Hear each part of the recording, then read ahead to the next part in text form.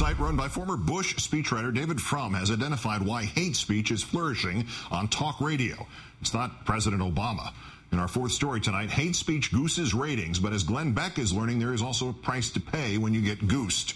For the past couple of weeks, his radio and TV shows have been targeted by an online African-American group called Color of Change, which claims 75,000 members have signed a petition asking advertisers not to enable Beck's programming after he called the president a racist with a deep-seated hatred for white people.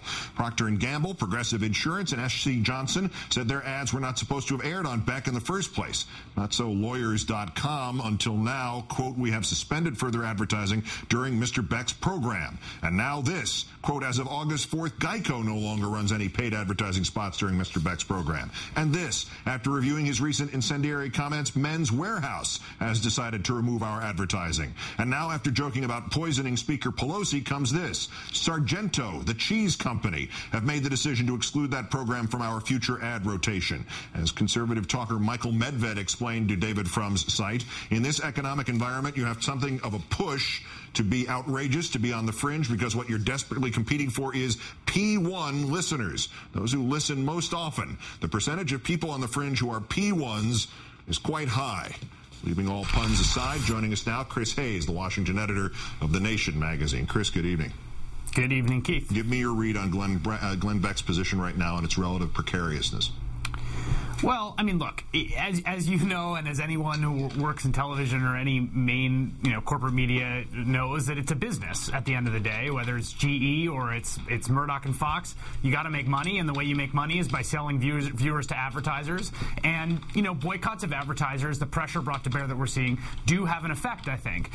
The question is, is this the kind of thing that's going to die down? I mean, there is this cost-benefit issue that you sort of highlighted in the intro, which is that, for every advertiser you drop, if this is the kind of thing that gets ratings, there's going to be other people out there who are going to fill their spaces. I mean, in some sense, the deep problem is the fact that this is something that a lot of people unfortunately want to watch. Yeah, but unfortunately, if your advertising base now becomes Guns and Ammo magazine, gold. There's lots of gold on Fox. That's sort of categorize this for me, because it would seem on there's a moral level, and then there's a as you said, cost-benefit analysis level. What are the differences between this story and what ultimately cost Don Imus his TV show? I mean, is accusing a president of racism somehow not as bad as expressing racist sentiments against women college basketball players? Is one worse than the other, or aren't they equivalent in some really measurable way? It's a really interesting comparison. I mean, I think it's interesting to kind of meditate for a second on what the differences are, because I think, you're right. As the substance of what's being said there is sort of equally vile in both cases. It's not quite as explosively toxic in the case of what Beck said. I mean, the Glenn Beck show is really, really crazy and upsetting and offensive and vile in a lot of ways. And there's stuff that's coming out of that of him and of that show that I think is really over the top and crosses these sorts of lines. And it is interesting to consider at what point what he says will kind of cross into that will trigger that kind of backlash and firestorm we saw with Imus. And so far, for whatever reason, with Color Chain's excellent organizing as sort of notwithstanding, he has managed to avoid that. Part of that, to be honest, is that we just have a lot of tolerance, frankly, in the mainstream media for people on the right saying really crazy things. I mean, Michelle Malkin goes on the network Sunday shows after writing a book calling for internment of people. I mean, there are a lot that you can be much further on the fringe to the right and be accepted in mainstream discourse than you can be on the left. And if you call them out on this, it is dismissed as some sort of idea of rivalry as opposed to some sort of idea of shining a spotlight on BS. But, Beck, Limbaugh, and such like to come back and say, no, the big ratings are here because we're speaking to mainstream America.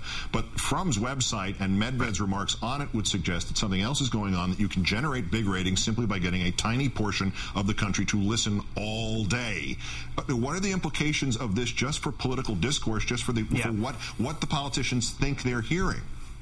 This is incredibly important. I mean, I saw a poll recently that said that 7% of the electorate thought that Republicans had been too conciliatory to Barack Obama. Okay, this is the Republican Party that stonewalled and objected to everything. They saw it be too conciliatory. Now, 7% is a small number, but in a nation of 300 million people, that's about 21 million people, or, 200 million adults. That's like still 14 million people. If you got those 14 million people to do anything, watch your show, listen to your radio program, if you got a small percentage of them to show up in whatever congressional district, that seems like a lot of people. So there's, it's a big country, and at the fringes, there's a lot of people in sort of real terms, even if it's a small percentage of the electorate. And one of the things that's so disturbing and frustrating about the discussion we're having about healthcare is that fringe is being confused for the mainstream in a way that I think is really deleterious to how we are having a conversation about these big national issues. Well, at least they have a good symbol for confusing the fringe for the mainstream, and Glenn Beck. Chris Hayes of The Nation, always a pleasure. Thank you, sir. Thank you, Keith.